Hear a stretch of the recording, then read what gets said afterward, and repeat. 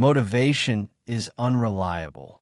We wait to feel ready, ready to work out, ready to write, ready to study, ready to change. We assume action follows motivation. But many habits challenges that assumption with a quiet, practical truth. Motivation is inconsistent. Behavior must not be. If your progress depends on how inspired you feel, you will live in cycles. Burst of effort, burnout, guilt, restart. Stephen Guise proposes something almost insultingly small. Lower the bar so much that failure becomes difficult. Not small goals. Smaller. The problem with big goals are exciting. Write a book. Get fit. Learn a language. Wake up at 5 a.m. They feel powerful, but they require high motivation, discipline, and energy all at once. When your energy drops, the goal collapses. Then comes self-criticism. The issue isn't laziness. It's scale. Big goals create psychological resistance. Your brain sees effort and pulls away. The brain's resistance mechanism. The prefrontal cortex, the part responsible for discipline, tires easily. Willpower is limited. When you demand large effort, your brain looks for escape. Scrolling, procrastinating, rationalizing delay. But here's the key insight. The brain does not resist tiny actions. One push-up, acceptable. One sentence, fine. 2 minutes of reading, manageable. There's no threat. No intimidación. Many habits slip past resistance. What is a mini habit? A mini habit is a ridiculously small version of a larger habit. Examples: 1 push-up per day, 1 paragraph of writing, 2 minutes of meditation, 1 vocabulary word. The goal is not transformation. The goal is consistency. When the action is small enough, you can perform it even on your worst day. And that's where the shift happens. Success builds identity. Most people chase outcomes. Lose 10 kilograms. Finish the project. Complete the course. Many habits shift the focus to identity. When you do 1 push-up daily, you become someone who exercises. When you write 1 sentence daily, you become a writer. The scale is small, but the identity shift is massive. Consistency reshapes self-perception, and identity drives long-term behavior. The power of showing up. Many habits work because they eliminate the hardest part of change. Starting. Starting requires the most energy. But once you begin, momentum often carries you further. You may plan to do 1 push-up and end up doing 10. But even if you don't, you still succeed. That's the genius of the system. Success is guaranteed, and repeated success builds confidence. Failure shrinks when goals shrink. Traditional goals create frequent failure. Miss a workout? Fail. Skip a study session? Fail.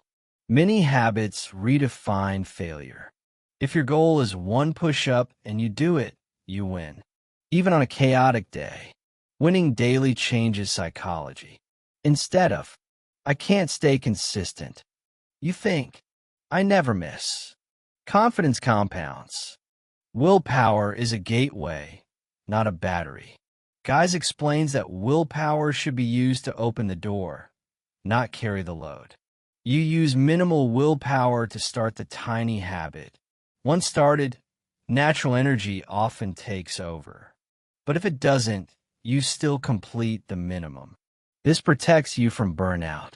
You are building structure, not pressure. Small actions, big compounding. Many habits seem insignificant. 1 sentence won't write a book. 1 push-up won't build muscle. But the compound effect matters. 365 push-ups is more than 0. 365 sentences become pages. Consistency over intensity. Small daily actions outperform occasional heroic effort. Why intensity fails. We admire intensity. New Year's resolutions. Extreme routines. All or nothing transformations. But intensity is unstable. It depends on mood. Many habits remove emotional dependency. They operate below resistance. They don't need hype. They need repetition. Behavior first, results later. Most people wait for visible progress to feel motivated. Many habits reverse that order. You build behavior first. Results follow slowly. This requires patience, but it builds something stronger than motivation. Reliability.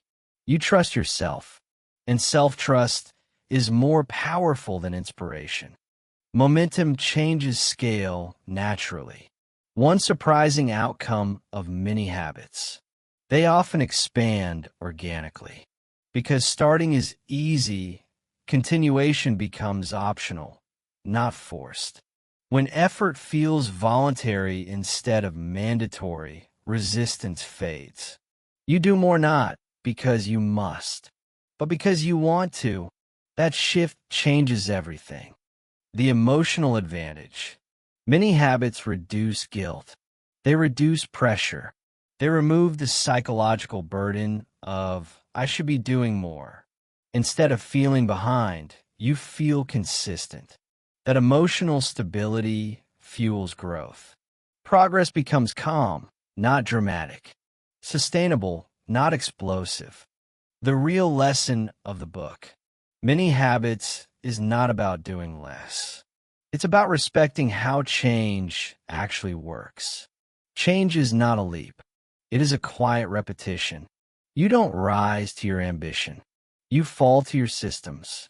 And systems work best when they are small enough to survive your worst days.